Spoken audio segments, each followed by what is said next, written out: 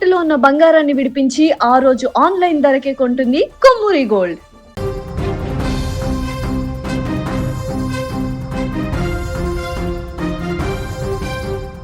తిరుపతిలో ఏనుగు బీభత్సం సృష్టించింది. ఏనుగు దాడిలో ఓ రైతు మృత్యువాత పడ్డాడు.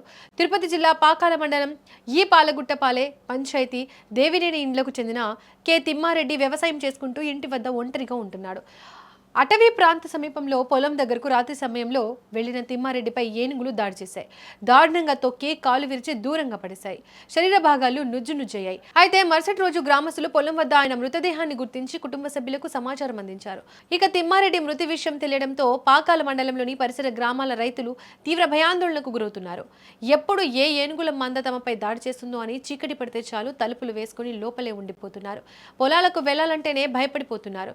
ఈ ఘోర కలి అటవీ మంత్రి రాష్ట్ర ఉప ముఖ్యమంత్రి పవన్ కళ్యాణ్ దృష్టికి వెళ్లింది. ఈ ఘటనపై ఆయన తీవ్ర విచారం వ్యక్తం చేశారు.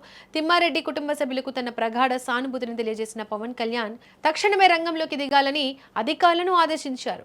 బాధితుడి కుటుంబానికి తక్షణమే ప్రభుత్వ పరిహారం అందించేలా చర్యలు తీసుకోవాలని తిరుపతి జిల్లా అధికారులకు స్పష్టమైన ఆదేశాలు జారీ చేశారు. అటవీ ప్రాంత సరిహద్దుల్లో ఉన్న గ్రామాల్లో ఇలాంటి ప్రమాదాలు జరగడం ఇదే మొదటిసారి కాదు.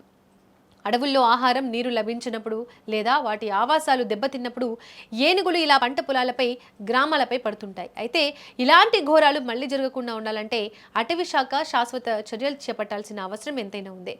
అడవి సరిహద్దుల్లో సోలార్ ఫెన్సింగ్ ఏర్పాటు చేయడం, ఏనుగులు రాకుండా కందకాలు తవ్వడం మరియు వాటి కదలికలను నిరంతరం నిఘా ఉంచేలా ఎలిఫెంట్ ట్రాకర్ను ఏర్పాటు చేయాలని రైతులు కోరుతున్నారు. ఏది ఏమైనా అన్నదాత తిమ్మారెడ్డి మృతి ఆ కుటుంబంలో తీరని లోటును మిగిల్చింది.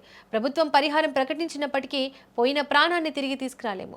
ప్రస్తుతానికైతే అటవీ ప్రాంత సమీపంలో ఉన్న రైతులు రాత్రి వేళలో ఒంటరిగా పొలాలకు వెళ్లవద్దని, గుంపులుగా వెళ్లాలని అధికారులు సూచిస్తున్నారు.